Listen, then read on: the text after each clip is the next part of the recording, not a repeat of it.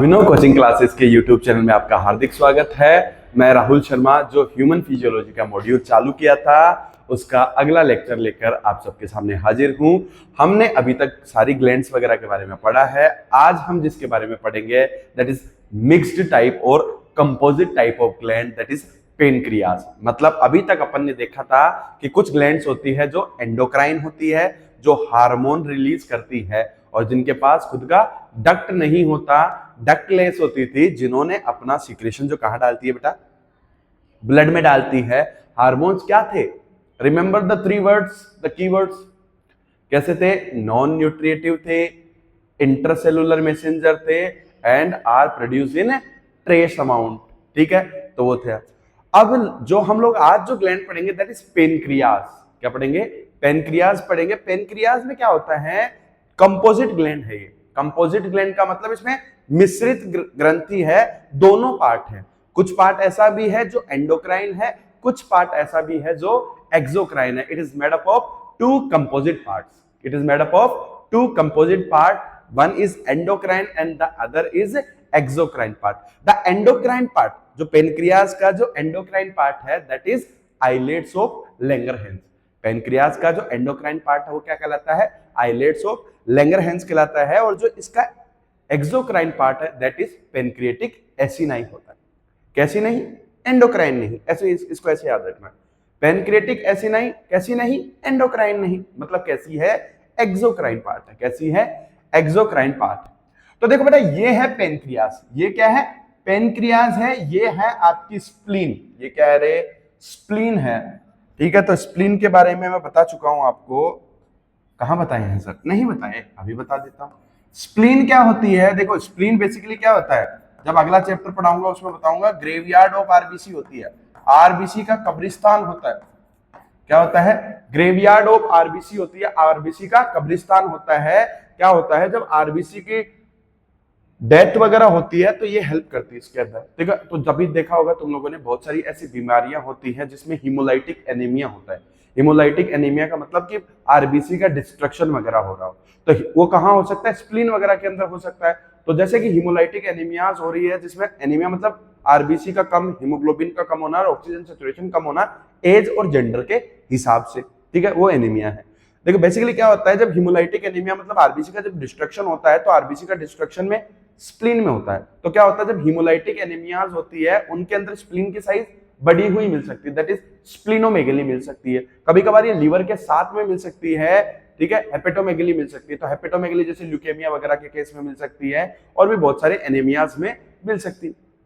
ठीक है, तो क्या बोल रहा हूं मैं, ये स्प्लीन क्या है? ये ग्रेवयार्ड ऑफ आरबीसी है। आरबीसी का कब्रिस्तान है। आरबीसी जिसका लाइफ स्पेन 120 दिन होता है, उसके बाद में वो आकर यहाँ पर डाइजेस्ट हो जाती है, उसका ये डिस्ट्रक्शन करता है।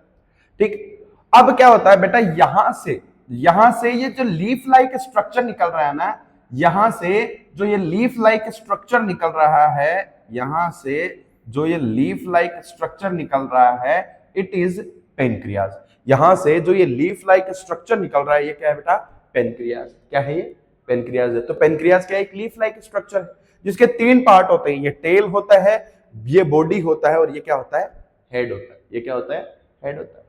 तो पेनक्रियाज है। पेनक्रियाज के तीन पार्ट होते हैं, टेल, बॉडी और हेड होता है। पेनक्रियाज क्या होता है? एक सी शेप स्ट्रक्चर होता है जो डाइजेस्टिव सिस्टम का पार्ट होता है, दैट इज ड्यूडेनम। तो वो सी शेप्ड ड्यूडेनम के पास में मौजूद होता है पेनक्रियाज। कहां पर? सी शेप्ड ड्यूडेनम के पास में मौजूद होता है पेनक्रियाज। ड्यूडेनम क्या होता है? जो डाइजेशन वाले पार्ट में देखा होगा तुम लोगों ने, मैक्सिमम डाइजेशन कहां? ड्यूडेनम में। मैक्सिमम एब्जॉर्प्शन कहां होता है? जेजुनम और इलियम में होता है। ठीक है, तो क्या होता है, ये सी शेप्ड पार्ट है जहां पर ये पेनक्रियाज मौजूद है। ये पेनक्रियाज खुद कैसा है? लीफ लाइक है। ये सी शेप्ड ड्यूडेनम है, यहां पर क्या होता है? पेनक्रियाज मौजूद है। देखो यहां पर जो ये ग्रीन ग्रीन है, ये क्या है बेटा? ये गॉल ब्लैडर है। गॉल ब्लैडर का क्या काम होता है? लीवर से बनने वाले बाइल जूस को कंसंट्रेट करना, सांद्रित करना। लीवर से बनने वाले बाइल जूस को क्या करना? कंसंट्रेट करना या सांद्रित करना। ठीक है, उसके कंसंट्रेशन को बढ़ाना। दैट फिर ये जो गॉल ब्लैडर है, इस गॉल ब्लैडर से जो डक्ट आ रही है दैट इज सिस्टिक डक्ट। क्या करती है? सिस्टिक डक्ट क्या है? गॉल ब्लैडर की डक्ट है। फिर इधर क्या होता है? लीवर से आ रही होती है राइट और लेफ्ट हेपेटिक डक्ट। ये क्या है? हेपेटिक डक्ट है, राइट हेपेटिक डक्ट और एक क्या है बेटा, लेफ्ट हेपेटिक डक्ट है। दोनों हेपेटिक डक्ट जब मिलती है तो क्या बनता है, कॉमन हेपेटिक डक्ट बनता है। क्या बनता है, कॉमन हेपेटिक डक्ट बनता है। मैं क्या बोल रहा हूं, गॉल ब्लैडर की डक्ट क्या है, सिस्टिक डक्ट है। ठीक है, ये स्ट्रक्चर बेसिकली तो हम पेनक्रियास पढ़ रहे हैं, तो फिर सर हमारे को गॉल ब्लैडर वगैरह डाइजेशन वाला क्यों बता रहे हो बेटा, क्योंकि यहाँ स्ट्रक्चर में दे रखा है, तो मैं एक बार समझा देता हूँ।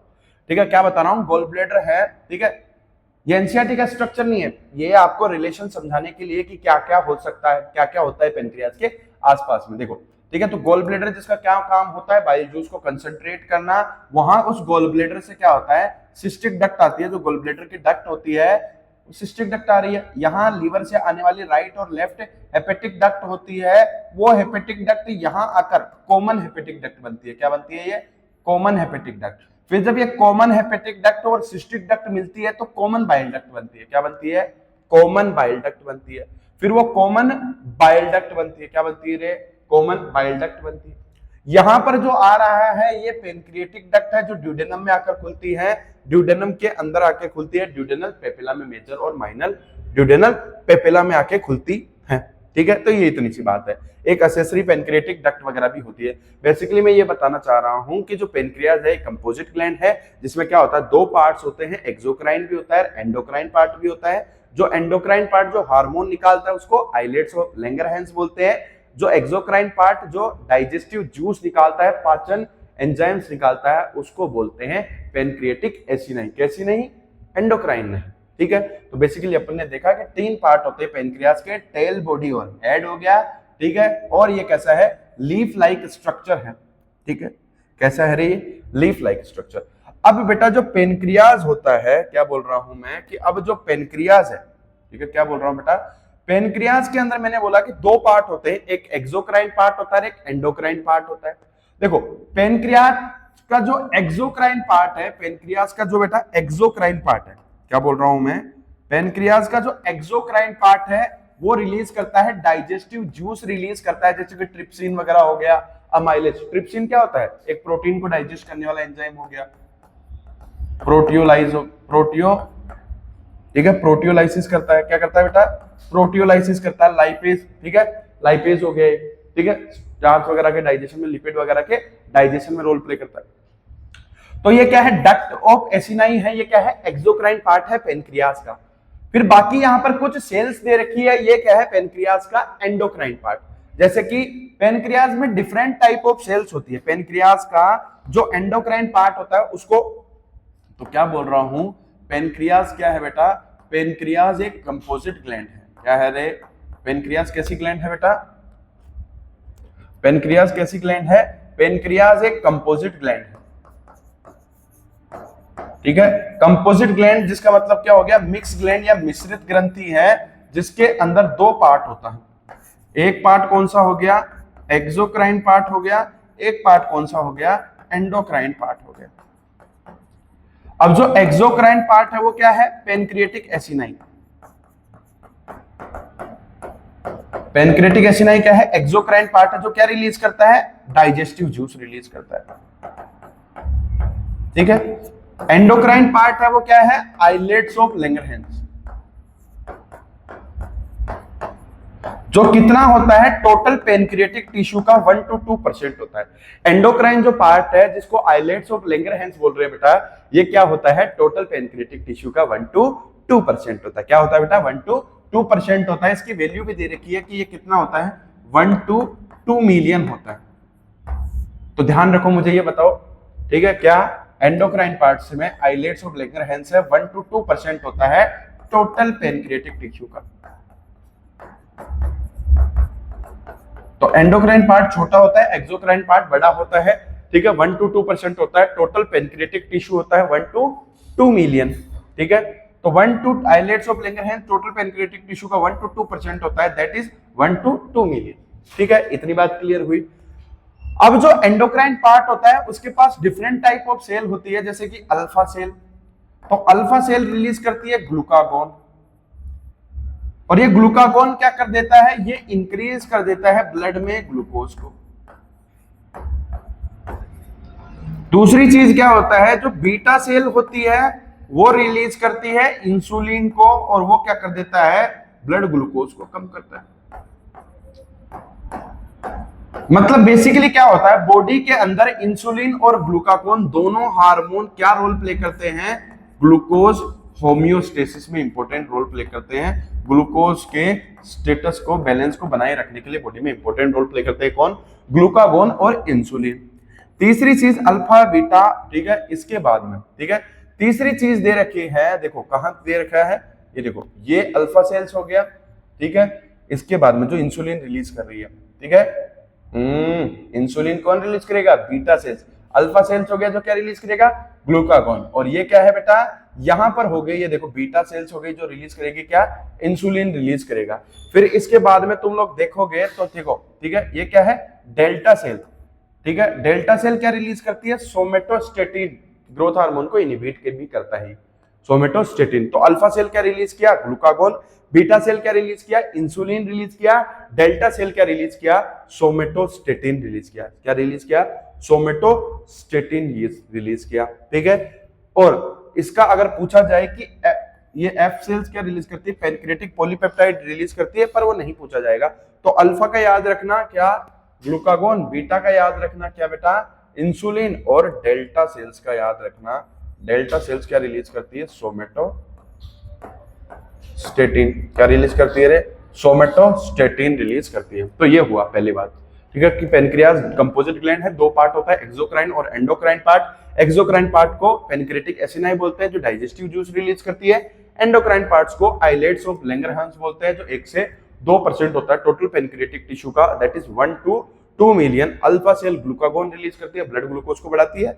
बीटा सेल इंसुलिन रिलीज करती है, ब्लड ग्लूकोज को कम करती है। डेल्टा सेल सोमेटोस्टेटिन रिलीज करती है।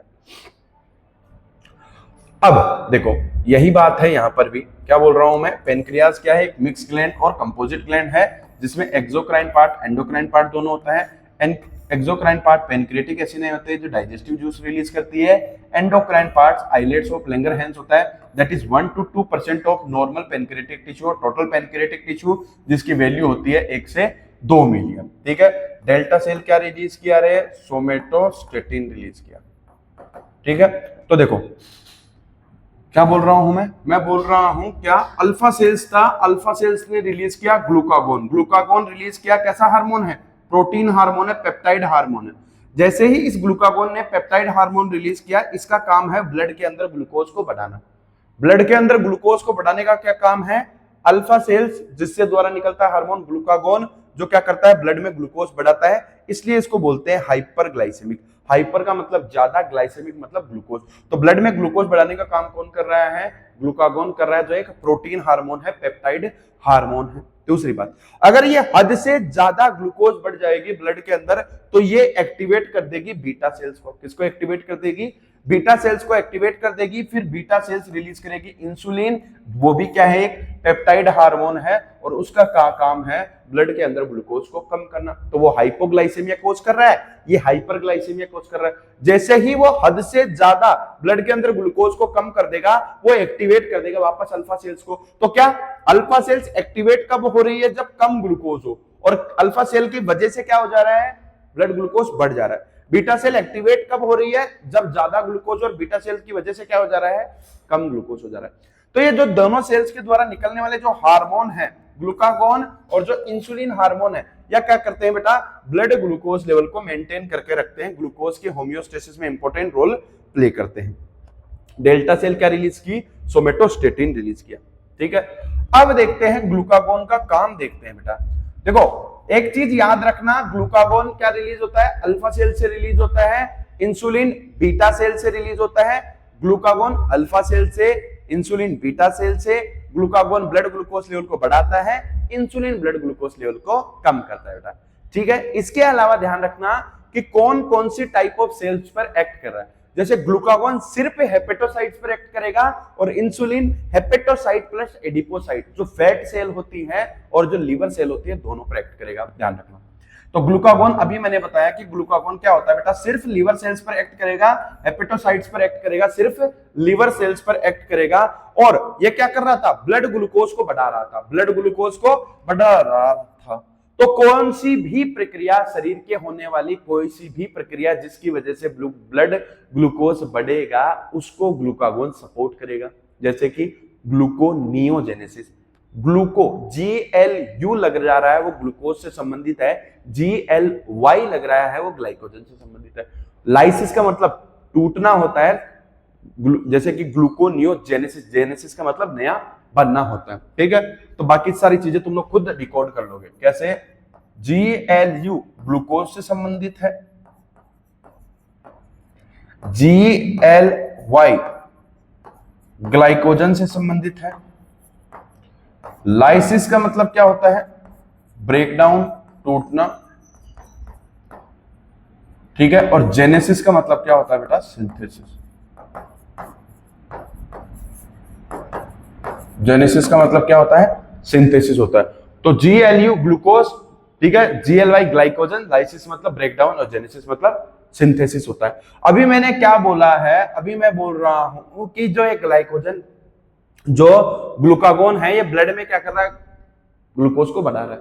तो क्या करेगा, देखो, ग्लूकोनियोजेनेसिस मतलब नए ग्लूकोज का निर्माण, क्या इसको प्रमोट करेगा कि नहीं करेगा। ग्लाइकोजन क्या चाहता है, ग्लूकागोन क्या चाहता है कि कैसे भी करके ब्लड में ग्लूकोज बढ़ा दी जाए, कैसे भी करके ब्लड में ग्लूकोज बढ़ा दी जाए। तो वो क्या करेगा, जिन भी तरीके से ग्लूकोज बन रही है उस तरीके को तो प्रमोट कर देगा, और जिस तरीके से ब्लड से ग्लूकोज खत्म हो रही है उस तरीके को इनहिबिट कर देगा। समझो मेरी बात, क्या बोल रहा हूं, ग्लूकागोन क्या कर रहा है, ब्लड ग्लूकोज को बढ़ाएगा, मतलब किसी भी तरीके से अगर ब्लड में ग्लूकोज आ रही है उसको ये प्रमोट करेगा, और जिस भी तरीके से ब्लड से ग्लूकोज जा रही है उसको ये क्या करेगा, इनहिबिट करेगा, इनहिबिट करेगा। तो देखो, ग्लूकोनियोजेनेसिस मतलब न्यू ग्लूकोज फॉर्मेशन, ग्लूकोनियोजेनेसिस का मतलब नए ग्लूकोज का फॉर्मेशन। अगर नए ग्लूकोज का फॉर्मेशन होगा तो ब्लड में ग्लूकोज बढ़ेगी, तो क्या करेगा, इसको प्रमोट करेगा, मतलब इसको करवाएगा, पॉजिटिव होगा। दूसरी चीज क्या है, ग्लाइकोजिनोलाइसिस। देखो GLY ग्लाइको, ग्लाइको मतलब किससे रिलेटेड है, ये ग्लाइकोजन से। लाइसिस का मतलब ब्रेकडाउन, मतलब इसमें हो क्या रहा है बेटा, ग्लाइकोजन टूटेगा और ग्लूकोज बनेगा, ग्लाइकोजन टूटेगा और ग्लूकोज बनेगा। तो चाह ग्लाइकोजन टूटेगा और ग्लूकोज बनेगा, तो जो ग्लूकागोन है ये चाह भी तो यही रहा था कि ग्लाइकोजन टूटे और ग्लूकोज बने। ये चाह क्या रहा था कि ब्लड में किसी भी तरीके से ब्लड में ग्लूकोज बढ़े। तो ग्लाइकोजन टूटेगा और ग्लूकोज बनेगा, ये इसको भी क्या कर देगा, प्रमोट कर देगा, इसको भी क्या कर देगा बेटा, प्रमोट कर देगा। तो ग्लाइकोजन टूटा और ग्लूकोज बन गया, क्या हो गया, ग्लाइकोजन टूटा और क्या बन गया बेटा, ग्लूकोज बन गया, ठीक है। ग्लाइकोजन टूटा और ग्लूकोज बन गया, तो क्या इस प्रक्रिया को भी ये सपोर्ट कर देगा, मतलब ये हर उस प्रक्रिया को सपोर्ट कर रहा है जिसकी वजह से ब्लड ग्लूकोज बन रहा है, नए ग्लूकोज को बना रहा है, ग्लाइकोजन को तोड़ के ग्लूकोज बना रहा है। और क्या करेगा, दूसरा चीज मैंने क्या बोला, या तो ये ऐसा करे कि जिस भी तरीके से ग्लूकोज बन रहा है उस तरीके को प्रमोट कर दे, और जिस भी तरीके से ग्लूकोज यूज हो रहा है उस तरीके को कम कर दे, तभी तो ज्यादा रहेगा। मान लो मेरे पास 100 रुपए हैं, मुझे 200 करने हैं, या मेरे को 100 बचाने हैं, तो क्या 200 करने हैं, तो क्या मैं किसी से 100 रुपए ले रहा हूं, और मेरे पास जब 200 हो गया तो मैं किसी को दे नहीं रहा हूं, तभी तो मेरे पास जो रहेगा वो रहेगा, ठीक है। तो क्या हो रहा है, ब्लड में ग्लूकोज ज्यादा कब हो रही है, जब ये किसी जिस भी चीज से ग्लूकोज बन रहा है उस चीज को बढ़ा रहा है, और जिस चीज से ग्लूकोज यूज हो सकता था उस ग्लूकोज को क्या कर दे रहा है, उस प्रोसेस को क्या कर दे रहा है, कम कर दे रहा है। तो देखो क्या कर रहा है, decrease cellular uptake and utilisation, कि कोशिकाओं के द्वारा, सेल के द्वारा जो ब्लड में ग्लूकोज है उसके अपटेक और उसके यूटिलाइजेशन को डिक्रीज कर दे रहा है, उसके अपटेक और यूटिलाइजेशन को डिक्रीज कर दे रहा है। जैसे कि मान लो कि ये मेरे पास क्या है बेटा, ब्लड वेसल्स है,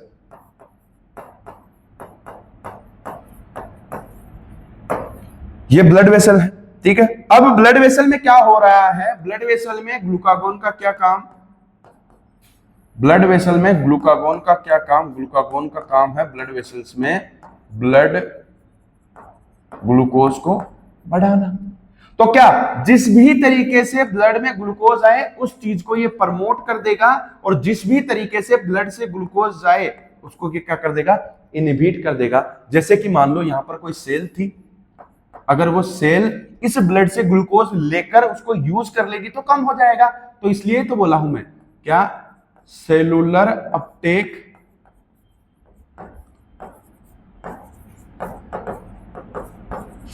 एंड यूटिलाइजेशन को क्या कर दे रहा है, कम कर दे रहा है। दूसरी चीज क्या कर रहा है, यहां पर बढ़ा रहा है, तो क्या कर रहा है, या तो ठीक है, या तो ग्लूकोज बना रहा है, नया ग्लूकोज बना रहा है, ठीक है, जैसे ग्लूकोनियोजेनेसिस। दूसरी चीज क्या कर रहा है बेटा, ग्लाइकोजन को तोड़ के ग्लूकोज बना रहा है, ग्लाइकोजिनोलाइसिस। इस प्रक्रिया के द्वारा क्या हो जा रहा है, ब्लड में ग्लूकोज क्या हो जा रही है, बढ़ जा रही है। ये काम किसका, ग्लूकागोन का, ठीक है। दूसरी चीज क्या है बेटा, दूसरी चीज है इंसुलिन। देखो इंसुलिन दोनों सेल्स पर काम करता है, हेपेटोसाइट्स लिवर के सेल्स पे भी काम करता है, और एडिपोसाइट्स जो फैट सेल्स होती है उनके ऊपर भी काम करता है। क्या कर रहा है, लीवर सेल्स पे भी काम करता है और जो फैट सेल्स होती है उनके ऊपर भी काम करता है। तो अब क्या करेगा ये, जिस भी तरीके से ब्लड में ग्लूकोज कम हो उस चीज को क्या कर देगा, जो मैंने बताया, क्या बोला, ग्लूकागोन ब्लड ग्लूकोज को बढ़ा रहा था, इंसुलिन क्या करेगा बेटा, इंसुलिन ब्लड ग्लूकोज को क्या कर देगा। देखो इंसुलिन है, इंसुलिन का काम है ब्लड के अंदर ग्लूकोज को बढ़ाना। यही तो है, याद नहीं रहता है, ब्लड में ग्लूकोज को घटाना, ब्लड में ग्लूकोज को क्या करना बेटा, घटाना। अब देखो जिस भी प्रक्रिया के द्वारा ब्लड से ग्लूकोज बाहर जाएगी उस प्रक्रिया को ये प्रमोट कर देगा, और जिस भी तरीके से ब्लड में ग्लूकोज आ रही है उस प्रक्रिया को ये क्या कर देगा, इनहिबिट कर देगा। जैसे कि ब्लड से ग्लूकोज बाहर जाती, कैसे, कोई सेल थी, वो सेल इस ब्लड ग्लूकोज को क्या करती, यूज करती, तो ये क्या करेगा, उस यूज को बढ़ा देगा। सेलुलर अपटेक एंड यूटिलाइजेशन को क्या कर देगा, बढ़ा देगा। दूसरी चीज, कोई भी चीज जो यहां पर आती है उसको कम कर देगा। कैसे, मान लो यहां पर ब्लड में जो ग्लूकोज है वो आ रही है, वो कम हो जाए, दूसरी चीज क्या कर देगा, सेलुलर अपटेक को बढ़ा दिया। दूसरी चीज, यहां से जो ग्लूकोज है उसको कन्वर्ट कर देगा किसमें, ग्लाइकोजन। यहां पर जो ग्लूकोज थी उसको कन्वर्ट कर दिया ग्लाइकोजन में कर दिया, ठीक है, ग्लूकोज था उसको क्या कर दिया, कन्वर्ट कर दिया। तो ब्लड ग्लूकोज या तो सेल के अंदर दे सकता है, उसको अपटेक को बढ़ा सकता है, या ब्लड के अंदर जो ग्लूकोज था उसको कन्वर्ट कर दिया किसके अंदर, ग्लाइकोजन में। किसमें कन्वर्ट कर दिया, ग्लाइकोजन में। दूसरी चीज क्या है कि जो बाहर से जो ग्लूकोज आएगी उस ग्लूकोज को कम कर दे, बाहर से जो ग्लूकोज आएगी उस ग्लूकोज को क्या कर दे, कम कर दे, ताकि इंसुलिन के कारण जो ब्लड में ग्लूकोज है वो कम रहे। या तो यहां पर जो ब्लड में ग्लूकोज है उसको उधर भेज दे, सेल्स के पास भेज दे, या उसको ग्लाइकोजन में कन्वर्ट करके लिवर और मसल्स में स्टोर कर दे, ठीक है, तो अपने आप ब्लड ग्लूकोज कम हो जाएगी। दूसरी चीज, जिस भी प्रक्रिया से ग्लूकोज बनता उस प्रक्रिया को क्या कर दे, कम कर दे। यही क्या काम है, इंसुलिन का काम है। जैसे कि क्या, सेलुलर अपटेक एंड यूटिलाइजेशन को बढ़ा दे रहा है, ग्लाइकोनियोजेनेसिस मतलब नए ग्लाइकोजन का बनना उसको प्रमोट कर दे रहा है, ग्लूकोनियोजेनेसिस नए ग्लूकोज का बनना उसको इनहिबिट कर देगा, क्योंकि नया ग्लूकोज बनेगा तो बढ़ जाएगा ना ब्लड ग्लूकोज, तो उसको इनहिबिट कर देगा। ग्लाइकोजिनोलाइसिस, ग्लाइकोजन का ग्लाइकोजिनोलाइसिस, क्या ग्लाइकोजन को तोड़ेगा क्या, नहीं, तो ये भी क्या करेगा बेटा, ग्लाइकोजिनोलाइसिस को भी क्या करेगा, इनहिबिट करेगा। ग्लाइकोजिनोलाइसिस को भी क्या करेगा बेटा, इनहिबिट करेगा। लाइसिस, क्योंकि लाइसिस होगा तो ब्लड में ग्लूकोज आ जाएगी, जबकि ऐसा नहीं कर रहा है, ठीक है। ग्लाइकोजेनेसिस, ग्लाइकोजन का बनना, ग्लूकोज से ग्लाइकोजन का बनना, इसको क्या कर दे रहा है, प्रमोट कर दे रहा है। तो इन सारी प्रक्रियाओं के द्वारा ये क्या कर दे रहा है, ब्लड ग्लूकोज को क्या कर दे रहा है, कम कर दे रहा है। तो ये क्या करता है, ब्लड ग्लूकोज को कम करता है, इसलिए इसको हाइपोग्लाइसेमिक हार्मोन बोलते हैं, और ग्लूकागोन को क्या बोलते हैं, हाइपरग्लाइसेमिक हार्मोन बोलते हैं। और ये दोनों हार्मोन मिलकर ग्लूकोज का जो बैलेंस है, जो होमियोस्टेसिस है, उसको बना के रखते हैं, जो एक रेंज होती है, जो इंटरनल एनवायरनमेंट होता है, उसको बना के रखने में हेल्पफुल रहते हैं बेटा, ठीक है, इसको नोट कर लेना, ठीक है। अगली बात पे आते हैं बेटा, अगली बात पर आते हैं। क्या बोल रहा हूं मैं कि इंसुलिन है, इंसुलिन मान लो कि क्या कर दे रहा है, इंसुलिन है, अब इंसुलिन क्या हो जा रहा है, एब्सेंट हो जा रहा है बॉडी में, या इंसुलिन की क्या हो जा रही है, डिफिशियंसी हो जा रही है, इंसुलिन की कमी हो जा रही है। अगर बॉडी में इंसुलिन की कमी हो जा रही है तो इंसुलिन है नहीं, तो ब्लड ग्लूकोज को कम नहीं कर पाएगा, तो ब्लड की ग्लूकोज क्या हो जाएगी, ज्यादा हो जाएगी। ब्लड ग्लूकोज क्या हो जाएगी बेटा, ज्यादा हो जाएगी। तो उसकी वजह से जो बीमारी होती है इंसुलिन की कमी की वजह से, दैट इज डायबिटीज मेलाइटस, और जिसको बोलते हैं पेरीफेरल डायबिटीज। क्या बोलते हैं, पेरीफेरल डायबिटीज। यहां पर क्या होगा, पोलीयूरिया होगा, मतलब ज्यादा अमाउंट ऑफ यूरिन बनेगा। पोलीयूरिया का मतलब है कि यूरिन का जो अमाउंट है वो क्या बनेगा, ज्यादा बनेगा। कीटोन्यूरिया मतलब यूरिन के अंदर क्या रहेगा, यूरिन में कीटोन बॉडीज रहेगी, दैट इज कीटोन्यूरिया। ग्लूकोसूरिया मतलब यूरिन में क्या रहेगा, ग्लूकोज इन यूरिन, यूरिन में क्या रहेगा, glucose, that glucosuria. Another one is polydipsia. Polydipsia का मतलब क्या है, प्यास ज्यादा लगेगी। क्यों, क्योंकि बॉडी से क्या हो रहा है, यूरिन के द्वारा वाटर लॉस हो जा रहा है। डायबिटीज मेलाइटस में क्या हो रहा है, बॉडी के द्वारा क्या हो जा रहा है, वाटर लॉस हो जा रहा है। तो शरीर के अंदर पानी की कमी रहेगी, तो उसकी वजह से उसको क्या लगेगा, बार बार प्यास लगेगी, थ्रस्ट इंक्रीज हो जाएगी। तो दैट इज पोलीडिप्सिया, मतलब पिएगा भी ज्यादा और एक्सक्रीट भी ज्यादा करेगा। तो पोलीडिप्सिया एंड पोलीयूरिया, पोलीडिप्सिया एंड पोलीयूरिया, ये वाली चीज मिलेगी इसके अंदर। ठीक है, क्यों, क्योंकि डिहाइड्रेशन हो रहा है बॉडी के अंदर हाई शुगर लेवल की वजह से। ठीक है, यूरिन के द्वारा क्या हो जा रहा है, वाटर लॉस हो जा रहा है इसकी वजह से। ठीक है, तो इंसुलिन की कमी की वजह से, इंसुलिन एब्सेंट हो या इंसुलिन की डिफिशियंसी हो या इंसुलिन रेजिस्टेंट हो जाए, मतलब इंसुलिन अपने रिसेप्टर पर काम नहीं कर पाए। दूसरी बात, ये जो डायबिटीज मेलाइटस होती है, ये बेटा दो टाइप की होती है, डायबिटीज मेलाइटस टाइप 1 और diabetes mellitus type 2। Diabetes mellitus type 1 कैसे होती है, ऑटो इम्यून होती है, मतलब जिसमें इम्यून सेल्स क्या होता है, जिसमें ऑटो इम्यून होता है, स्व प्रतिरक्षा विकार होता है, जिसमें एंटीबॉडीज, खुद के बॉडी के अंदर बनने वाली एंटीबॉडीज ही पेनक्रियाज के पास जाकर उनकी बीटा सेल को खत्म कर देती है, डिस्ट्रक्शन कर देती है। दैट इज क्या होता है, ये ऑटो इम्यून होता है, जिसमें क्या बनता है बेटा, जो एंटीबॉडीज बनती है वो एंटीबॉडीज ही क्या होती है, जाती है और बीटा सेल्स को क्या कर देती है, डिस्ट्रॉय कर देती है, पेनक्रियाज की बीटा सेल्स को डिस्ट्रॉय कर देती है। That is known to be the diabetes mellitus type 1। ठीक है, सेकंड वाला क्या होता है, ज्यादा कॉमन होता है, सेकंड वाला डायबिटीज मेलाइटस ज्यादा कॉमन होता है। ठीक है, लेट एज के अंदर पता चलता है। ठीक है, और ये क्या होता है, इंसिडेंट फाइंडिंग होती है, मतलब अचानक से मिल जाता है, ब्लड टेस्ट वगैरह करते रहे, किसी और चीज के लिए टेस्ट करवा रहे हैं और ये डिस्कवर हो जा रहा है। ठीक है, दूसरी चीज एक इससे, ठीक है, थोड़ा रिलेटेड ही है, क्या बॉडी के अंदर एडीएच की कमी हो। एडीएच क्या था बेटा, एडीएच था ना वेसोप्रेसिन, जो किससे रिलीज हो रहा था, रे एंटीरियर पिट्यूटरी से रिलीज हो रहा था। अरे गधो नहीं, पोस्टीरियर पिट्यूटरी से। किससे रिलीज हो रहा था, पोस्टीरियर पिट्यूटरी से रिलीज हो रहा था। पार्स नर्वोसा बोलते थे जिसको, पोस्टीरियर पिट्यूटरी पार्स नर्वोसा बोलते थे, उससे रिलीज हो रहा था। पार्स नर्वोसा बोलते हैं, उससे रिलीज हो रहा था, पोस्टीरियर पिट्यूटरी से रिलीज हो रहा था, पार्स नर्वोसा से रिलीज हो रहा था वेसोप्रेसिन, जो एक्चुअली में किसका हार्मोन है, किसका हार्मोन है रे,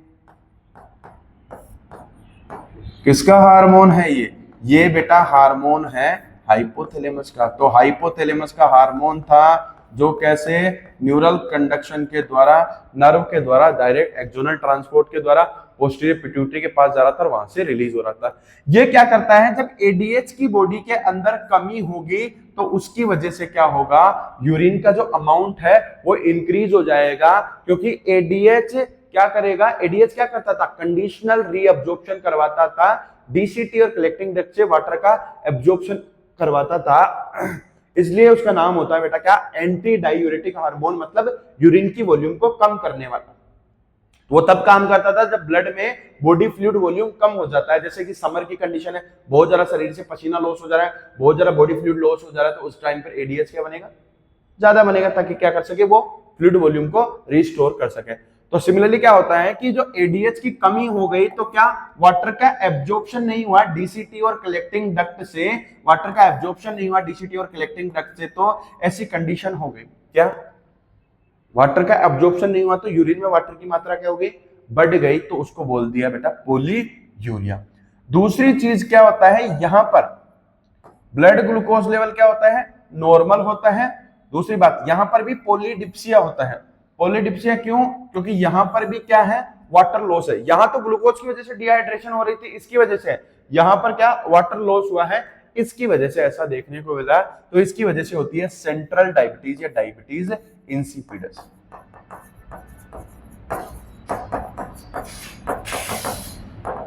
डायबिटीज इंसिपिडस बोलते हैं इसको, ठीक है। दूसरी बात, ठीक है, अब which of the following process supported by insulin hormone, कि इनमें से कौन सा प्रोसेस इंसुलिन हार्मोन के द्वारा सपोर्ट करवाया जाएगा। पहले तो मुझे बताओ इंसुलिन क्या था, हाइपोग्लाइसेमिक। हाइपोग्लाइसेमिक का मतलब क्या था बेटा, ब्लड में ग्लूकोज को क्या कर रहा था, ब्लड ग्लूकोज को क्या कर रहा था बेटा, कम कर रहा था। कैसे कम कर रहा था ब्लड ग्लूकोज को, देखो ये क्या है, ग्लूको मतलब ग्लूकोज से रिलेटेड है, ग्लूकोनियोजेनेसिस, नए ग्लूकोज का निर्माण। क्या नए ग्लूकोज का निर्माण होगा तो ब्लड ग्लूकोज बढ़ेगा घटेगा, बढ़ेगा, तो इस चीज को करवाएगा क्या ये, नहीं। दूसरी चीज देखो, ग्लाइकोजिनोलाइसिस, ग्लाइको मतलब ग्लाइकोजन, लाइसिस मतलब तोड़ेगा, अगर ग्लाइकोजन को तोड़ेगा तो ग्लूकोज बनेगा, तो ब्लड ग्लूकोज बढ़ेगा, क्या इस चीज को सपोर्ट करेगा क्या, नहीं। ये देखो ये क्या है, ग्लाइकोजेनेसिस मतलब ग्लाइकोजन का बनना, तो ग्लूकोज से अगर ग्लाइकोजन बन जाएगा तो ब्लड ग्लूकोज कम हो जाएगी, फिर ये ग्लाइकोजन स्टोर हो जाएगा चाहे लीवर मसल्स कहीं पर भी जाकर, तो क्या कर रहा है, ग्लाइकोजेनेसिस इस प्रोसेस को सपोर्ट कर रहा है, ठीक है। तो इसको नोट डाउन कर लेना बेटा, रोक के पॉज करके, ठीक है, ठीक है। अगली बात पे आते हैं, ठीक है। अब अगली बात पे आते हैं, एड्रेनल ग्लैंड जो कल पढ़ी थी बेटा, उससे रिलेटेड एक हार्मोन है, उससे रिलेटेड एक सवाल है, उसके हार्मोन से related, which part of the adrenal gland secret aldosterone. Adrenal gland का कौन सा पार्ट है जो एल्डोस्टेरोन रिलीज करता है, तो मैंने बताया था बाहर से अंदर की तरफ, कैसे याद रखना है, GFR, zona glomerulosa, zona fasciculata, zona reticularis, जो सबसे अंदर ही अंदर वाला था जोना रेटिकुलरिस, जो सेक्स कोर्टिकोइड रिलीज कर रहा था, जिनका कैसा इफेक्ट था, एनाबोलिक इफेक्ट था, जो एक्सियल हेयर, फेशियल हेयर वगैरह पर और प्यूबिक हेयर वगैरह पर इंपॉर्टेंट डाल रहे थे, जहां से डाईहाइड्रो एसीटोन एसीटेट रिलीज होता है, ठीक है, DHEAS, ठीक है, रिलीज होता है फीमेल के अंदर। अगर मान लो, ठीक है, एंड्रोजन ज्यादा रिलीज हो जा रहे हैं फीमेल के अंदर, तो क्या हो जाता था, हिर्सुटिज्म हो जाता था, मैं बताता था, जिसमें मतलब क्या होता है, फीमेल के अंदर मेल पेटर्न हेयर ग्रोथ हो जाती है, ठीक है, तो वो था। अब ये देखो एल्डोस्टेरोन क्या है, एल्डोस्टेरोन कहां से रिलीज हो रहा था, तो GFR, बाहर, सबसे बाहर से अंदर, ग्लोमेरुलोसा फेसिकुलेटा रेटिकुलरिस, इसको कैसे याद रखोगे, जोना ग्लोमेरुलोसा से रिलीज हो रहा था मिनरलोकोर्टिकोइड, फेसिकुलेटा से रिलीज हो रहा था क्या, ग्लूकोकोर्टिकोइड, और रेटिकुलरिस से रिलीज हो रहा था सेक्स कोर्टिकोइड, तो इसको याद रखो ACA, ठीक है, या इसको ACS से याद रख लेना, ठीक है, ACS, ठीक है, ACS से याद रख लेना, ठीक है, कैसे भी जैसे याद रखना चाहो, तो GFR, ठीक है, ACS, ठीक है, ACS, तो जोना ग्लोमेरुलोसा से रिलीज हो रहा था एल्डोस्टेरोन, फेसिकुलेटा से रिलीज हो रहा था कोर्टिसोल, और रेटिकुलरिस से रिलीज हो रहा था एंड्रोजन्स रिलीज हो रहे थे, जो एनाबोलिक इफेक्ट डाल रहे थे और टेस्टोस्टेरोन को बढ़ा रहे थे। तो जो क्या पूछ रहा है, एंडोस्टेरोन, तो जोना ग्लोमेरुलोसा से रिलीज हो रहा था। Adrenal medulla protein hormone release कर रहा था, इमरजेंसी हार्मोन बोल रहे थे जिसको इपिनेफ्रिन, नॉरएपिनेफ्रिन, और ये कॉर्टेक्स वाला भाग स्टेरॉइडल हार्मोन रिलीज कर रहा था। cortisol secreted regulated primarily by cortisol secretion regulated primarily by which hormone। cortisol का secretion कौन रेगुलेट कर रहा था, cortisol कहां से रिलीज होता है, एड्रेनल कॉर्टेक्स, कौन से वाले भाग से, जोना ग्लोमेरुलोसा, जोना फेसिकुलेटा वाले भाग से रिलीज होता है cortisol, ग्लूकोकोर्टिकोइड में।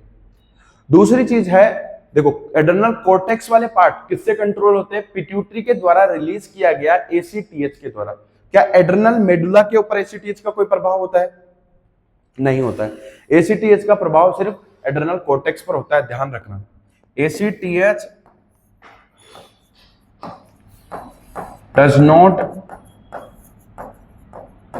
इन्फ्लुएंस एड्रेनल मेडुला, कि एड्रेनल मेडुला को इन्फ्लुएंस नहीं कराएगा कौन, ACTH। तो क्या बोल रहा हूं, कोर्टिसोल कौन से वाले हार्मोन के द्वारा प्राइमरीली कंट्रोल किया जाता है, दैट इज ACTH, क्योंकि नाम क्या है, एड्रेनोकोर्टिकोट्रोफिक हार्मोन है, जो कहां से निकल रहा था, जो एंटीरियर पिट्यूटरी से निकल रहा था, ठीक है। अगला जो है तो ये वाला हो गया। दूसरी बात, Addison disease is caused by. Addison disease क्या थी? एडिशन डिजीज कल मैंने बताया था क्या था, एक क्या थी रे, ऑटो इम्यून बीमारी थी, स्व प्रतिरक्षा विकार था। क्या था बेटा? ऑटो इम्यून डिजीज थी, स्व प्रतिरक्षा विकार था। ठीक है, क्या था? एडिशन डिजीज क्या थी बेटा? एक ऑटो इम्यून डिजीज थी, स्व प्रतिरक्षा विकार था। क्या था? ऑटो इम्यून डिजीज थी, स्व प्रतिरक्षा विकार था। ठीक है, एडिशन डिजीज में क्या हो रहा था? ऑटोइम्यून डिजीज थी जो किसकी वजह से हो रही थी? एडिशन डिजीज किसकी वजह से हो रही थी? एल्डोस्टेरोन और कोर्टिसोल के कम होने के कारण हो रही थी, और कोर्टिसोल के ज्यादा होने की वजह से क्या हो रहा था रे? क्या हो रहा था? कुशिंग सिंड्रोम हो रहा था। और जब एसीटीएच पिट्यूटरी से ज्यादा निकले और तब ग्लूकोकोर्टिकोइड और मिनरलोकोर्टिकोइड पे प्रभाव पड़े, दैट इज कुशिंग डिजीज। तो ये क्या था? Deficiency of aldosterone and cortisol की डिफिशियंसी की वजह से हो रही थी एडिशन डिजीज। ठीक है, नोट कर लेना बेटा इसको, रोक के नोट कर लेना। ठीक, अगली बात देखो, यहां कुछ सवाल है बेटा। क्या सवाल है? करेक्ट स्टेटमेंट चुनना है इनके अंदर से। ठीक है, aldosterone is secreted by the zona glomerulosa. क्या एल्डोस्टेरोन जोना ग्लोमेरुलोसा से रिलीज होता है? सही बात। Cortisol secretion is stimulated by ACTH. क्या कोर्टिसोल का सिक्रेशन, कोर्टिसोल क्या है? ग्लूकोकोर्टिकोइड, कहां से रिलीज हो रहा है? एड्रेनल कॉर्टेक्स से। और कॉर्टेक्स के हार्मोन किसके कंट्रोल में होते हैं? एसीटीएच के। क्या अगर ये मेडुला वाला हार्मोन होता है, ये कैटेकोलामिन होता है, तो क्या कंट्रोल में होता है एसीटीएच के? नहीं, बिल्कुल नहीं होता। तो ये वाली स्टेटमेंट सही है। Adrenal medulla secret cortisol. क्या एड्रेनल मेडुला कोर्टिसोल सीक्रेट करता है? क्या नहीं, वो तो कैटेकोलामिन रिलीज करता है, जिसमें इपिनेफ्रिन, नोरइपिनेफ्रिन। चौथा क्या है? Adrenal cortex has 3 layer. Adrenal cortex के पास 3 लेयर होती है। सबसे बाहर जोना ग्लोमेरुलोसा, फिर जोना फेसिकुलेटा, और अंदर वाली जोना रेटिकुलरिस है। तो पहली, दूसरी और चौथी स्टेटमेंट सही है, तीसरी गलत। अगला सवाल क्या है? Which statement about the glucagon are correct? कि ग्लूकागोन से रिगार्डिंग कौन सी स्टेटमेंट करेक्ट है? It is secreted by the alpha cells of the pancreas, की ये पेनक्रियाज की अल्फा सेल के द्वारा रिलीज किया जाता है। सही बात। It increases the blood glucose level. क्या है? ब्लड ग्लूकोज लेवल को बढ़ाता है। सही बात है। It stimulates glycogen break down in the liver, कि ये ग्लाइकोजन के ब्रेक डाउन को प्रमोट करता है। हाँ, ग्लाइकोजन टूटेगी तब तो ब्लड ग्लूकोज बढ़ेगी, तो ये वाली बात भी सही है। It lowers blood glucose level. क्या ये ब्लड ग्लूकोज लेवल को कम करता है? क्या नहीं, ये ब्लड ग्लूकोज लेवल को बढ़ाता है। तो पहली, दूसरी, तीसरी स्टेटमेंट सही है, चौथी गलत है बेटा। ठीक है, अगला सवाल क्या है? अगला सवाल ये है, which of the following statements about the adrenal medulla is correct? कि एड्रेनल मेडुला के संबंध में कौन सा कथन सही है? इट सीक्रेट्स इपिनेफ्रिन और नॉरइपिनेफ्रिन सीक्रेट करता है। सही बात है। It is regulated by the sympathetic nervous system. ये ध्यान रखना, इंपोर्टेंट बात है, मैंने बताया भी था तुम लोगों को कि एड्रेनल जो मेडुला है वो एक्टोडर्म से बना हुआ होता है, तो उसकी जो एक्टिविटीज है वो सेम वैसी ही एक्टिविटीज है जो ऑटोनॉमिक नर्वस सिस्टम के सिंपैथेटिक नर्वस सिस्टम की होती है। ध्यान रखना। तो ये वाली इंपॉर्टेंट स्टेटमेंट है बेटा। क्या किसकी एक्टिविटीज को कौन रेगुलेट करता है? सिंपैथेटिक नर्वस सिस्टम रेगुलेट करता है, जो ऑटोनॉमिक नर्वस सिस्टम का पार्ट होता है। क्यों? क्योंकि ये भी एक्टोडर्म जर्म लेयर का बना होता है, वो भी एक्टोडर्म जर्म लेयर का बना हुआ होता है, तो दोनों के इफेक्ट ऑलमोस्ट सिमिलर होते हैं। दूसरी बात, क्या एड्रेनल मेडुला एल्डोस्टेरोन प्रोड्यूस करता है? क्या नहीं। इट हेल्प्स इन फाइट और फ्लाइट रेस्पॉन्स। क्या है? एड्रेनल मेडुला के द्वारा जो हार्मोन रिलीज होते हैं उनको क्या बोलते हैं? इमरजेंसी हार्मोन बोलते हैं। स्ट्रेस के दौरान रिलीज होते हैं, या तो क्या बोलते थे? हार्मोन ऑफ फाइट, या तो लड़ो, या हार्मोन ऑफ फ्लाइट, या भागो। ठीक है, तो ये वाली स्टेटमेंट भी सही है। तो कौन सी स्टेटमेंट गलत? तीसरी गलत। अगला सवाल क्या है? Regarding Addison disease choose the correct statement. कि एडिशन डिजीज के रिगार्डिंग सही स्टेटमेंट चुनो। Addison disease it is caused by deficiency of cortisol और एल्डोस्टेरोन। कि एल्डोस्टेरोन और कोर्टिसोल की कमी की वजह से होती है। सही बात। It leads to hyperpigmentation of the skin. देखो, हाँ, ये बात मैंने तुम्हारे को पहले बताई थी जब पिछले वाला टॉपिक बताया था कि एडिशन डिजीज में क्या होता है, जैसे ही एडिशन डिजीज होती है कोर्टिसोल वगैरह कम हो जाता है। ठीक है, एडिसन डिजीज में। और देखो उसके अंदर क्या होता है, कोर्टिसोल वगैरह कम हो जाता है, एसीटीएच भी कम रहता है उसके दौरान। तो उस दौरान क्या होता है, मेलेनोसाइट स्टिमुलेटिंग हार्मोन पे इनहिबिट होता है उसको। अब मेलेनोसाइट स्टिमुलेटिंग हार्मोन इनहिबिट होता है, क्या होता है रे, एडिसन्स डिजीज में, एडिसन्स डिजीज के अंदर क्या होता है बेटा, एडिसन डिजीज में मेलेनोसाइट स्टिमुलेटिंग हार्मोन क्या होता है, कम होता है, जिसकी वजह से क्या, मेलेनोसाइट सॉरी क्या होता है, एडिसन्स डिजीज में क्या होता है, मेलेनोसाइट स्टिमुलेटिंग हार्मोन क्या होता है बेटा, ज्यादा होता है, जिसकी वजह से क्या हो जाता है, ज्यादा मेलेनिन का कंसंट्रेशन होता है। क्या होता है, मेलेनिन का कंसंट्रेशन ज्यादा होता है, जिसकी वजह से हाइपर पिगमेंटेशन होता है स्किन का। दूसरी बात, blood pressure is usually elevated, कि ब्लड प्रेशर बढ़ा हुआ होता है, नहीं, ब्लड प्रेशर क्या होता है, कम होता है। It is associated with auto immune adrenalitis, ये इतना ध्यान रखो कि ये क्या है, ऑटो इम्यून डिजीज है। ये वाले स्टेटमेंट भी सही है, तो तीसरी गलत है, पहली दूसरी चौथी सही। अब जो हम लोग आगे पढ़ रहे हैं वो पढ़ रहे हैं बेटा गोनाड्स पढ़ रहे हैं, ठीक है। तो क्या पढ़ रहे हैं हम लोग, गोनाड्स पढ़ रहे हैं। पिछले वाले को अगर नहीं लिखे हो तो उसको लिख लेना, अगर नहीं लिखे हो तो उसको। अब हम लोग चालू करेंगे बेटा, गोनाड्स पढ़ेंगे। तो देखो क्या है, मैंने तुम लोगों को ये चीज पहले बता चुका हूं कि जो जीएनआरएच है, जिसको बोलते हैं गोनेडोट्रोपिन रिलीजिंग हार्मोन, ये गोनेडोट्रोपिन रिलीजिंग जो हार्मोन है बेटा, ये कहां से रिलीज हो रहा था, हाइपोथैलेमस से रिलीज हो रहा था। और ये हाइपोथैलेमस से रिलीज होकर क्या कर रहा था, एंटीरियर पिट्यूटरी के पार्स डिस्टेलिस के पास आ रहा था, एंटीरियर पिट्यूटरी के पार्स डिस्टेलिस के पास आ रहा था, और वहां से रिलीज करवा रहा था, गोनेडोट्रोपिन को रिलीज करवा रहा था, जिसको हम एलएच और एफएसएच बोलते हैं। ये पिट्यूटरी से रिलीज होते हैं, और कैसे होते हैं बेटा, प्रोटीन नेचर के होते हैं। कैसे होते हैं, प्रोटीन नेचर के होते हैं। फिर ये गोनेडोट्रोपिन रिलीज होते हैं और ये गोनाड्स को स्टिमुलेट करते हैं, मेल और फीमेल दोनों में रेस्पेक्टिवली। जैसे मेल्स में क्या होता है, टेस्टिस होता है, फीमेल में क्या होता है, ओवेरी होता है। ये गोनाड्स को स्टिमुलेट करता है, तो मेल के अंदर गोनाड्स के अंदर क्या होती है, टेस्टिस होती है, जो कितनी होती है, नंबर में 2 होती है। एक पेयर होती है स्क्रोटल सेक में होती है, एब्डोमेन कैविटी से बाहर होती है, ताकि बॉडी टेम्परेचर से 2 से 2.5 degree Celsius 2.5 degree Celsius less temperature maintain कर सके। ताकि क्यों, क्योंकि वो तापमान जरूरी होता है, कम तापमान जरूरी होता है स्पर्मेटर, ठीक है, स्पर्मेटोजेनेसिस के लिए। किसके लिए, स्पर्मेटोजेनेसिस के लिए वो जरूरी होता है। तो 1 पेयर इन स्क्रोटल सेक है, एब्डोमेन कैविटी के बाहर है। ये इसके द्वारा जो प्रोड्यूस किए जाते हैं, टेस्टिस के द्वारा जो प्रोड्यूस किए जा रहे हैं, दैट इज एंड्रोजन्स। क्या बोलते हैं बेटा उनको, एंड्रोजन्स बोलते हैं, ठीक है। ओवेरी है, ओवेरी क्या है, फीमेल के अंदर मौजूद है। इसके द्वारा जो मेनली जो हार्मोन प्रोड्यूस किया जाएगा वो एस्ट्रोजन और प्रोजेस्टेरोन प्रोड्यूस किया जाएगा। प्रोजेस्टेरोन जिसको प्रेगनेंसी हार्मोन बोलते हैं, क्योंकि प्रेगनेंसी के दौरान प्रोजेस्टेरोन ज्यादा होता है। प्रोजेस्टेरोन का अचानक अब्रप्टली डिक्रीज होना क्या, नई मेंस्ट्रुअल साइकिल को क्या करता है, इनिशिएट करता है, ठीक है। तो टेस्टिस हो गया, ये ओवेरी हो गया।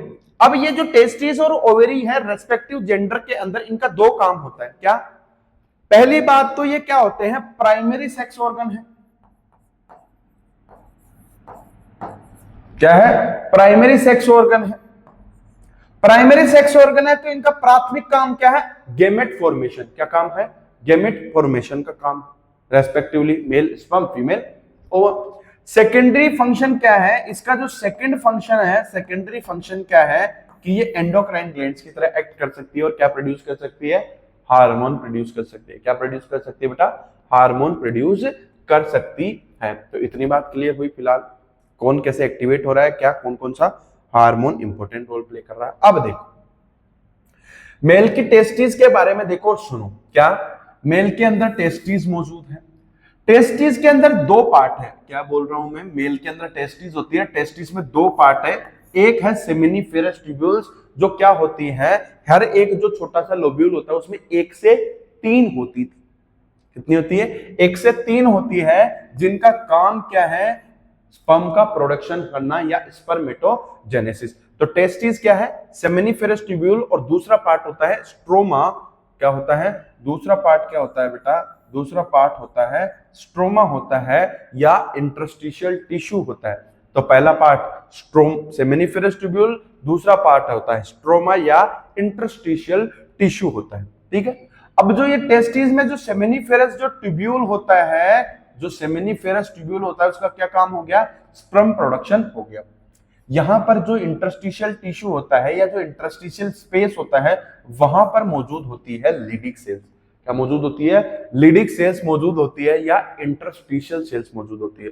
क्या मौजूद होती है वहां पर, लिडिक सेल्स या इंटरस्टिशियल सेल्स मौजूद होती है जिनके द्वारा कुछ हार्मोन्स का ग्रुप प्रोड्यूस किया जाता है जिनको क्या बोलते हैं, एंड्रोजन्स बोलते हैं। क्या बोलते हैं, एंड्रोजन्स बोलते हैं। मेनली जो एंड्रोजन होता है वो कौन सा होता है, मेल के अंदर टेस्टोस्टेरोन होता है। क्या होता है, मेनली जो एंड्रोजन होता है मेल के अंदर वो कौन है, टेस्टोस्टेरोन। तो मैं क्या बोल रहा हूं, मैं बोल रहा हूं बेटा कि जो टेस्टिस होता है उसमें दो पार्ट है, एक सेमिनिफेरस ट्यूब्यूल और एक स्ट्रोमा वाला और इंटरस्टिशियल स्पेस। इस इंटरस्टिशियल स्पेस में लीडिंग सेल्स या इंटरस्टिशियल सेल मिलती है, लीडिंग सेल्स और इंटरस्टिशियल सेल मिलती है जो सेमिनिफेरस ट्यूब्यूल्स के क्या होती है, बाहर होती है, इसलिए सेमिनिफेरस ट्यूब्यूल का पार्ट नहीं होती है, सेमिनिफेरस ट्यूब्यूल का पार्ट नहीं होती है। दूसरी बात, इनके द्वारा जो हार्मोन प्रोड्यूस किए जाते हैं उनको एंड्रोजन्स बोलते हैं। ग्रुप ऑफ हार्मोन्स होते हैं और उसमें जो मेन हार्मोन होता है वो क्या होता है बेटा, टेस्टोस्टेरोन होता है।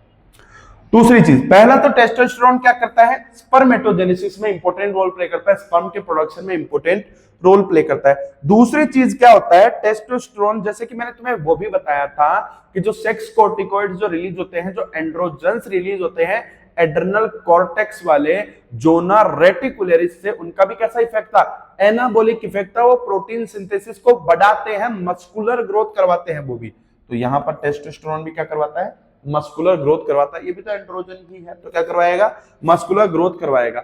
दूसरी बात, क्या करवाता है, हेयर प्रोड्यूस करता है, हेयर को प्रमोट करता है। कहां पर हेयर को प्रमोट करता है बेटा, फेशियल हेयर, चेहरे वाले हेयर, एक्सिलरी हेयर, आर्मपिट के hair and the pubic hair. ठीक है, साथ के साथ क्या, टेस्टोस्टेरोन क्या होता है, एग्रेसिवनेस को प्रमोट करता है, ज्यादा गुस्सा आता है, ज्यादा आदमी चिड़चिड़ा होता है।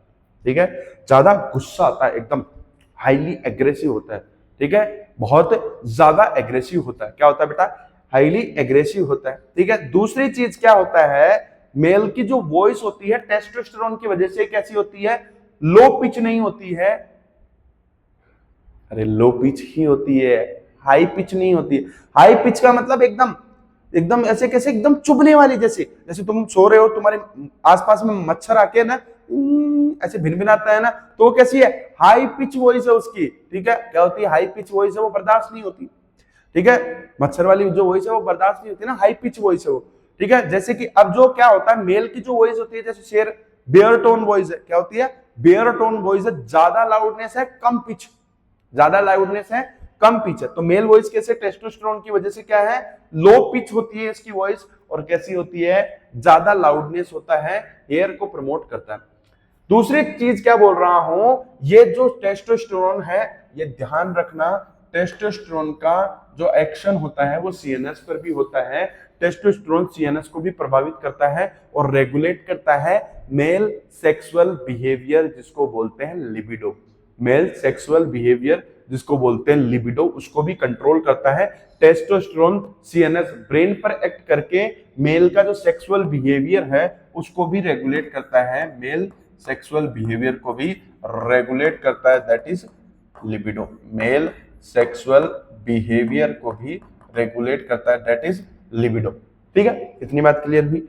दूसरी चीज क्या है कि जो ये एंड्रोजन्स यहां से प्रोड्यूस हो रहे हैं, ये प्रोटीन और कार्बोहाइड्रेट पर सिंथेटिक इफेक्ट डालते हैं, मतलब प्रोटीन सिंथेसिस करवाते हैं। क्या करवाते हैं रे, प्रोटीन सिंथेसिस करवाते हैं और कार्बोहाइड्रेट भी सिंथेसिस करवाते हैं। दूसरी चीज क्या करते हैं, ये रेगुलेट करते हैं क्या, डेवलपमेंट, मैच्योरेशन एंड फंक्शन किसका, male accessory sex organ, male accessory sex organ, male accessory sex organ, male accessory sex organ. Accessory का मतलब जो गेमेट फॉर्मेशन नहीं करते हैं पर बाकी चीजों में, रिप्रोडक्शन वाली चीजों में हेल्पफुल रहते हैं, गेमेट का प्रोडक्शन करते हैं वालों को प्राइमरी सेक्स ऑर्गन बोलते हैं, जैसे मेल में टेस्टिस है, फीमेल में ओवरी।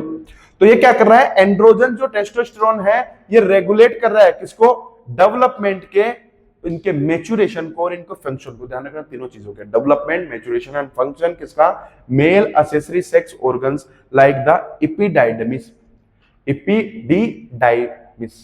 एपिडिडाइमिस में क्या होता था, 3 पार्ट होते हैं, ठीक है। एपिडिडाइमिस में क्या होता है, स्पर्म का क्या होता है, स्पर्म का, ठीक है, स्पर्म के ऊपर कैप लगा दी जाती है, ठीक है, क्या लगा दी जाती है, कैप लगा दी जाती है, ताकि वो क्या हो जाए, कुछ समय के लिए इनएक्टिव हो जाए। जैसे ही वो फीमेल बॉडी के अंदर जाता है, उसकी कैप रिमूव होती है और वो एक्टिव हो जाता है, क्या हो जाता है, वो एक्टिव हो जाता है। तो स्पर्म की मैच्योरेशन कहां होती है, एपिडिडाइमिस में होती है। नेक्स्ट क्या है, वॉस डिफरेंस, क्या है, वॉस डिफरेंस है जो लेकर जाता है आगे।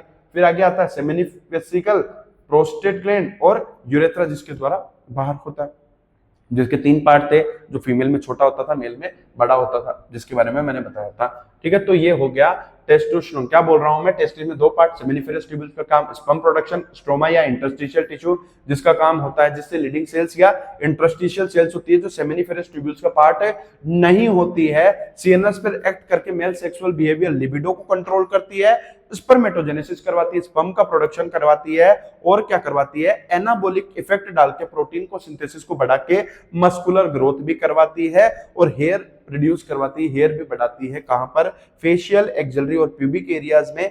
एग्रेसिव होता है, लो पिच वॉइस होता है, और इनका रेगुलेट करती है, ठीक है, किसको, डेवलपमेंट, मैच्योरेशन और फंक्शन को, किसका, मेल एक्सेसरी सेक्स ऑर्गन्स का, ठीक है। साथ में प्रोटीन सिंथेसिस के ऊपर एनाबॉलिक इफेक्ट भी डालती है। अब नेक्स्ट बात करते हैं बेटा, ओवेरी की बात करते हैं। तो क्या होता है, फीमेल में मौजूद होती है ओवेरी। ओवेरी को क्या होता है, एक पेयर होती है, ओवेरी क्या होती है, एक पेयर होती है, जो लोकेटेड होती है, एब्डोमेन में लोकेटेड होती है, और आइदर साइड होती है।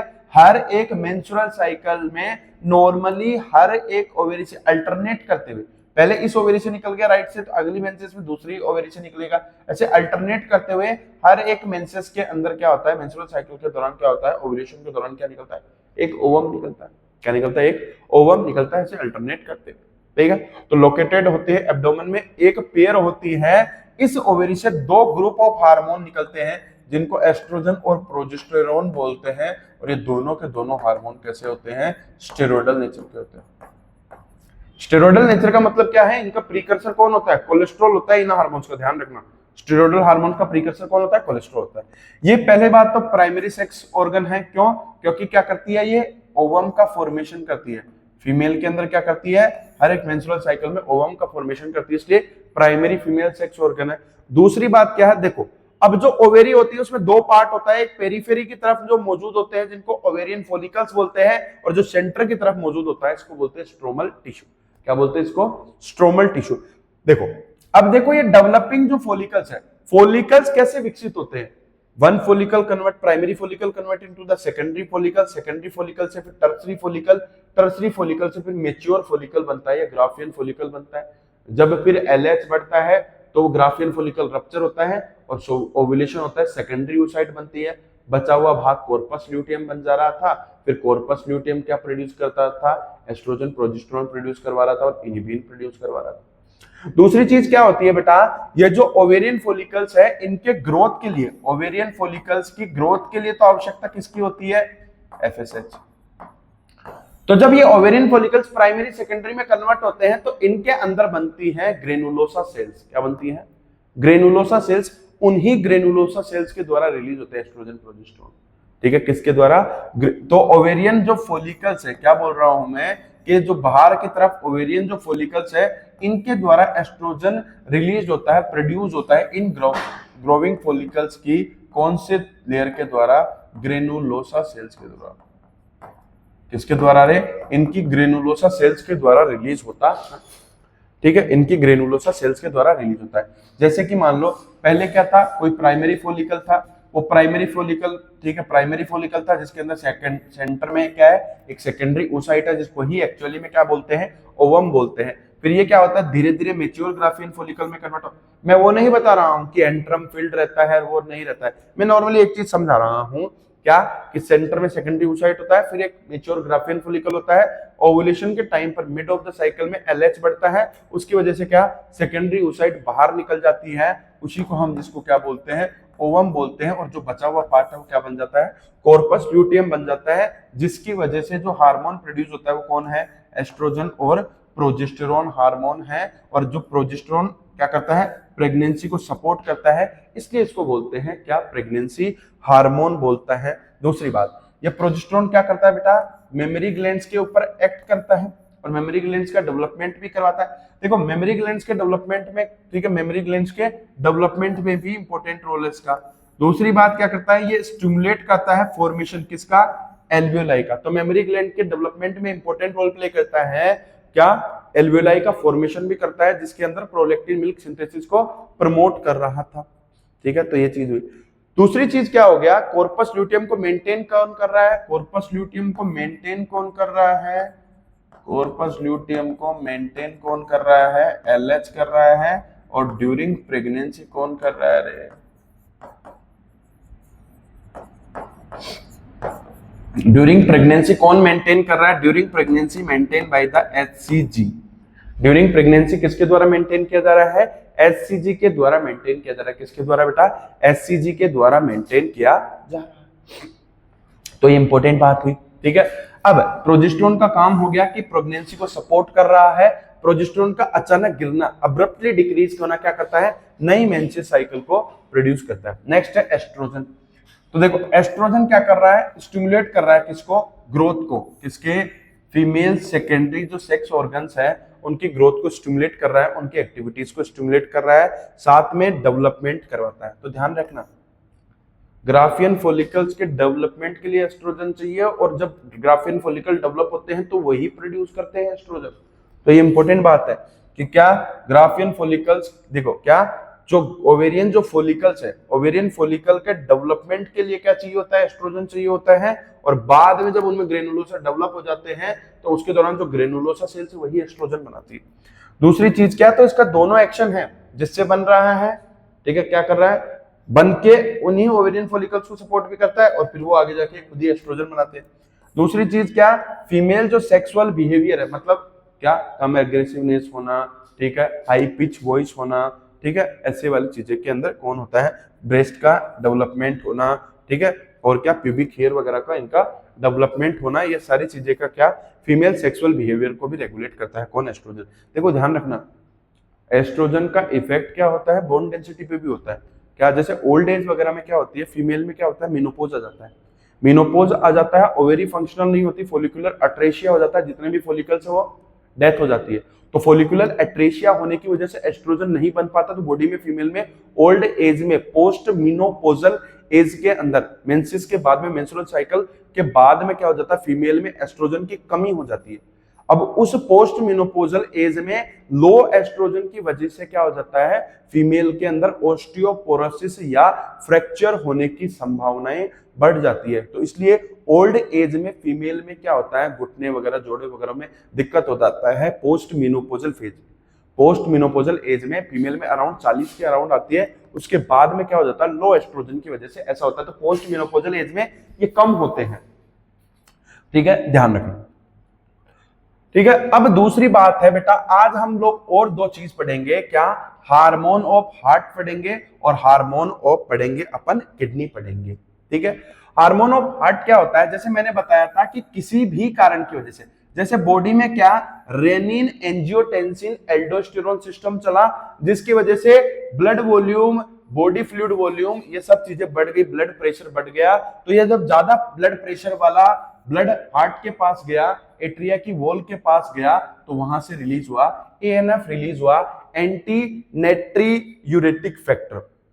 एंटी का मतलब विरोधी होता है, नेट्रियूरेटिक फैक्टर का मतलब क्या करता है, डिक्रीज करता है सोडियम का एब्जॉर्प्शन, कहां से, किडनी से, मतलब क्या करवाता है, किडनीज में सोडियम के रिलीज को बढ़ाता है, यूरिन के अंदर सोडियम के रिलीज को बढ़ाता है। Increase sodium release in urine, sodium release को डिक्रीज कर रहा है, साथ के साथ वाटर के रिलीज को भी, वाटर के एब्जॉर्प्शन को भी डिक्रीज कर रहा है। तो बॉडी फ्लूइड में क्या, वाटर आया नहीं, सोडियम आया नहीं, तो ब्लड प्रेशर वगैरह वापस कम हो जाते हैं, इसलिए ही बोलते हैं। दूसरी चीज ये क्या करता है, ब्लड वेसल्स को डायलेट भी कर देता है, वेसो डायलेटर भी होता है।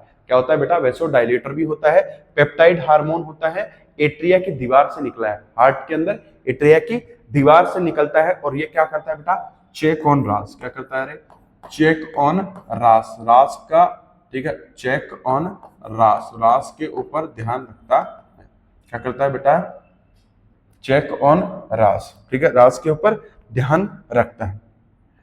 दूसरी बात, अगर मान लो किसी कारण की वजह से जीएफआर वगैरह डिक्रीज हुआ, ब्लड वॉल्यूम डिक्रीज हुआ, तो कम अमाउंट में सोडियम पहुंचा किडनीज के पास, तो उसकी जीजे अपरेटस एक्टिवेट हो गई, क्योंकि जीजे अपरेटस किससे बनता है, मैकुला डेंसा सेल्स, किसकी, डिस्टल कॉन्वोल्यूटेड ट्यूब्यूल डीसीटी की और अफरेंट आर्ट्रियोल की मैकुला डेंसा सेल्स होती है। जब उनके पास कम सोडियम पहुंचता है तो वो क्या हो जाती है, एक्टिवेट हो जाती है और वो रिलीज करती है रेनिन।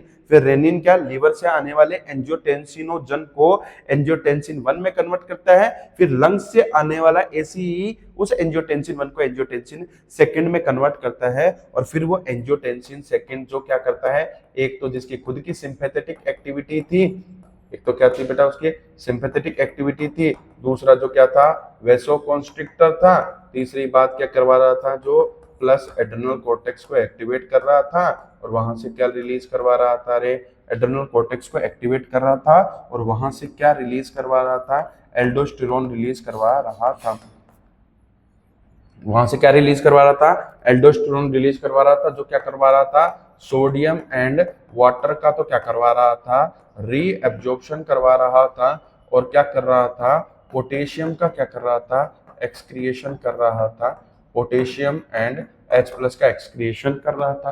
तो यूरिन को क्या, यूरिन के अंदर K+ और H+ का एक्सक्रिएशन कर रहा था, कौन, एल्डोस्टेरोन कर रहा था। दूसरी बात क्या होती है, किडनीज से ही एक और हार्मोन निकलता है जिसको हम बोलते हैं बेटा, किडनीज की जो जीजे सेल्स है उन्हीं से एक और हार्मोन निकलता है जिसको हम बोलते हैं बेटा एरिथ्रोपोइटिन। क्या बोलते हैं, एरिथ्रोपोइटिन, ठीक है। ये जो एरिथ्रोपोइटिन हार्मोन है इसका काम होता है बेटा क्या करना, एरिथ्रोपोइसिस करना। क्या करना रे, एरिथ्रोपोइसिस करना, मतलब आरबीसी के प्रोडक्शन को बढ़ाना, ठीक है। तो इतनी चीजें हम लोगों ने पढ़ी है। अगला जो हमारा टॉपिक होगा, अगला जो हमारा लेक्चर होगा, उसके अंदर हम जीआईटी के द्वारा निकलने वाले हार्मोन्स के बारे में पढ़ेंगे, और हम लोग पढ़ेंगे कि कैसे प्रोटीन हार्मोन्स कैसे काम करते हैं, स्टेरॉयडल हार्मोन्स कैसे काम करते हैं। उसके बाद में मैं पढ़ाऊंगा तुम लोगों को कि टायरोसिन डेरिवेटिव कौन से होते हैं, किन किन हार्मोन्स का बोन की ग्रोथ पर या बोन की डेंसिटी पे फर्क पड़ता है, ऐसे 2-3 सवाल करेंगे, ठीक है। तो अभिनव कोचिंग क्लासेस के यूट्यूब चैनल से जुड़े रहे, लाइक और सब्सक्राइब करें इस चैनल को ताकि ये चैनल ग्रोथ हो। Thank you.